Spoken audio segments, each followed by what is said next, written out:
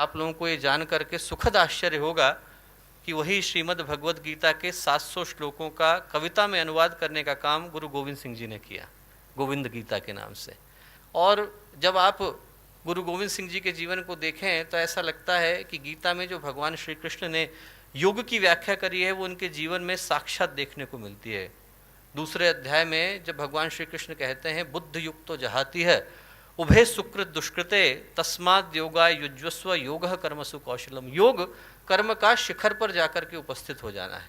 और वैसा ही जीवन गुरु गोविंद सिंह जी का था। उनके व्यक्तित्व का एक एक आयाम ऐसा लगता है जैसे हिमालय की चोटी पर जाकर के बैठ गया है। उनके विषय में बोलें तो ऐसा लगता है जैसे भगवान कृष्ण या गुरुदेव के विषय में बोल रहे हैं।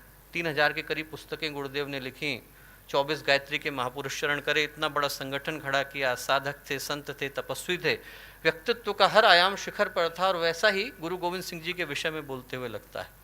और दो अद्भुत सोचें गुरु गोविंद सिंह जी इस देश को, इस राष्ट्र को दे करके गए। पहली, राष्ट्र के प्रति अगाध निष्ठा, अटूट भक्ति। आज यदि इस देश की पश्चिमी सीमाएं इतने सारे आक्रमणों को झेलने के बाद भी बिना किसी खरोंच के खड़ी हैं दोस्तों, तो उसके लिए यहाँ की भूमि, यहाँ की मिट्टी, यहाँ की धरती, यहाँ का आकाश, यहाँ का पानी, यहाँ की वायु एक एक सिख का कर्जदार है। एक एक सिख का, खालसा का कर्जदार है, गुरु गोविंद सिंह जी का कर्जदार है। क्योंकि राष्ट्र के लिए अपने आप को बलिदान कर देना उनने अपने स्वयं के परिवार से सिखाया। 4 पुत्र थे, 2 हत हो गए, 2 को चिनवा दिया गया। एक जो पुत्र थे युद्ध में मारे गए, जो चौथे सबसे छोटे थे लौट करके घर आए। गुरु गोविंद सिंह जी ने पूछा क्यों आए? बोले प्यास लगी थी। बोले वहाँ मैदान में शत्रुओं का लहू बह रहा है, उसी लहू से अपनी प्यास बुझाना। वापस भेज दिया, वो भी हत हो गए। 4 पुत्र मारे गए। माँ का हृदय था, माँ ने पूछा ये क्या कर रहे हैं?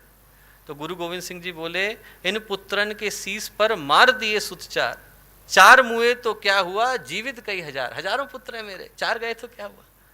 ये है राष्ट्र के प्रति निष्ठा दोस्तों। एक एक खून का कतरा बहा देना, एक एक सांस को सुपुर्द कर देना, ये राष्ट्र धर्म है। धर्म वो नहीं है कि हम मंदिर में जाएं, घंटे घड़ियाल बजाएं, भगवान के कान दुखाएं। धर्म वो है जब हम लोग राष्ट्र के प्रति अपने दायित्वों की रक्षा करते हुए अंतिम सांस को भी शहादत की तरह सुपुर्द कर देते हैं, वो राष्ट्र धर्म कहलाता है। और वो गुरु गोविंद सिंह जी ने हमें सिखाया। दूसरी जो चीज़ दी वो दी एकता, साथ साथ चलना। बड़ा दुख होता है जब लोग धर्म के नाम पर तोड़ने की भाषा का प्रयोग करते हैं। धर्म तोड़ना नहीं सिखाता, धर्म जोड़ना सिखाता है। धर्म गिरना नहीं सिखाता, धर्म उठना सिखाता है। धर्म बंटना नहीं सिखाता, धर्म मिटना सिखाता है। और ये गुरु गोविंद सिंह जी ने हमें सिखाया।